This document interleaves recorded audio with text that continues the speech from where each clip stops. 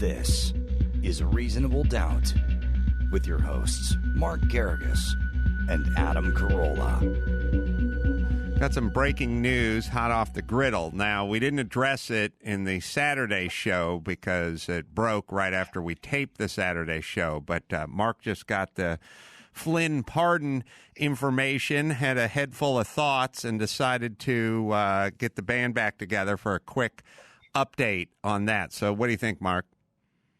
Well, it's not unexpected. It's certainly, I think, heralds a series of pardons. I think he's going to pardon anyone and everyone on the way out the door. It's just a fascinating, I think, kind of final, I don't know what you would want to call it, a final chapter to General Flynn. I mean, this is somebody who was pled twice, was originally fired by the administration, pled twice in front of Judge Sullivan. Then there was all of the contretemps going on about the disclosure of exculpatory evidence. The fact that his lawyers, prior to Sidney Powell, had apparently agreed with the government, if you believe what's been reported, to not turn over to his the person who was going to be prosecuted and went to trial, was prosecuted, but then the judge threw it out. The fact that his son was part of the deal, so that everybody can talk about, well, he pled twice. But remember, there is independent evidence from his lawyers in the notes that part of the off-the-record agreement with the U.S. attorney in the case was that they were not going to prosecute his son. That's an awful lot of motivation to have anyone stand up and plead guilty in front of a federal judge, even though it's under penalty of perjury. You have all of the up and down in the circuit with Judge Sullivan and the in-bank reversing the 2-1. And Trump gets the last laugh here, frankly. And I think he's going to do this quite a bit in the days to come. I think you're going to see quite a few pardons be issued. I think you're going to see his family members get pardoned. He's going to get a pardon. But as we discussed at the Palm Beach show, the existential threat to Trump is going to be he can't pardon his way out of the New York State cases. So if you had a client and that client needed a pardon from Trump, you would actually be rooting for Biden in the election, right? Well, remember, I've had a client who has received a last-minute pardon. In fact, I think it was the last pardon that Bill Clinton issued was to my client, Susan McDougal, for a case I didn't represent her in. And so to some degree, it's interesting. We call this with judges when they're in their federal term, meaning they've announced they're going to retire and they no longer have to worry about standing election on the state side. But it goes for a politician as well. Politicians all of a sudden get an enormous amount of wind at their back and grow cojones when they don't have to worry about standing election when it comes to giving pardons and things like that. Right. So he's not going to really face the kind of scrutiny that he would face if he was hanging around for a second term. Sort of nothing to lose. It's that sort of last day of work, sort of tell the boss to kiss your ass kind of thing versus you've signed on for another 4 years at the company. That's a perfect way. That's why I love you, Adam.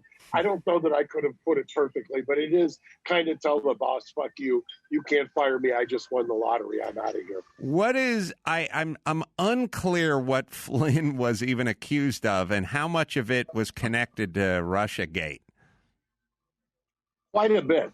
And ultimately, at the end of the day, I think you're going to see that most of the pardons all relate to the Mueller investigation. I mean, there's been a almost uniform kind of a campaign to tell a different narrative about that. This fits smack dab in the middle of it. I would not be surprised to see Manafort. I would not be surprised.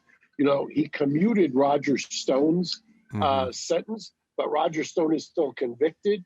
I think you'll see Roger Stone get, at this point, a pardon. Part of why Roger Stone said he didn't want a pardon, he wanted a commutation, is he wanted to take his appeal up. But he abandoned his appeal after he got the commutation. So I think you're going to see those cleaned up. I think you're going to see others, including family members, pardoned. And I think the one test legally that we may see is if he tries to do some pardons that are more expansive, meaning maybe forward-looking than you would normally see or that have traditionally been given. Flynn is not incarcerated and would not be in danger of doing time minus the pardon, would he? Or would he? No, you can see Emmett Sullivan was not happy. Judge Sullivan was not happy with a lot of what went on there. I remember he's the one who recessed one of the sentencing hearings and said he was inclined to give substantial time and not go along with the government because arguably Flynn had betrayed his country. That's on the record. So, and he had taken under submission, Judge Sullivan had, after the in-bank court, meaning the full D.C. Circuit had reversed the 2-1 decision by the court. He had taken under submission what remained. The interesting little twist this week is that Flynn's lawyer, Sidney Powell, was on the dais with Rudy Giuliani earlier this week and then basically thrown under the bus unceremoniously right after that. And he, to some degree, even after that press conference that was kind of roundly panned, gets the last laugh. She took over for as crazy as people have portrayed her press conference, and it did seem to be somewhat unhinged without any substance. Even somebody like Tucker Carlson was saying the same thing.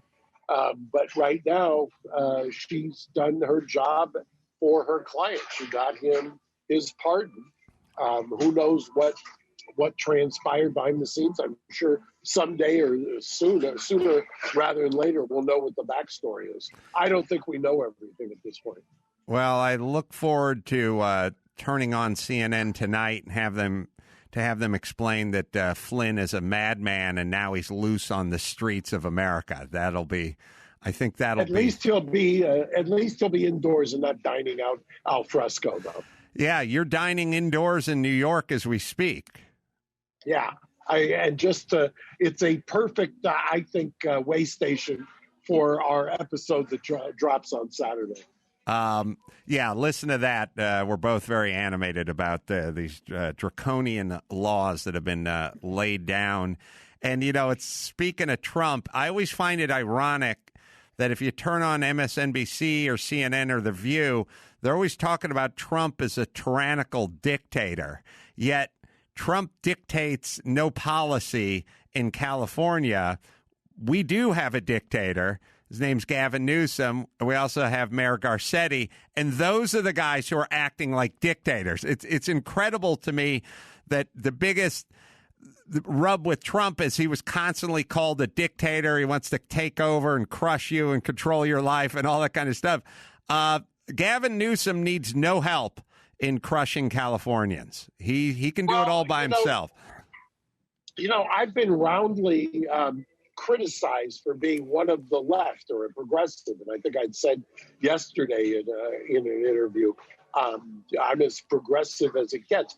But if you're consistent, if you're intellectually not bankrupt and dishonest, you can have the criticism of both and point to both. But if you're, as you often say, Adam, if you're one of these ones who's...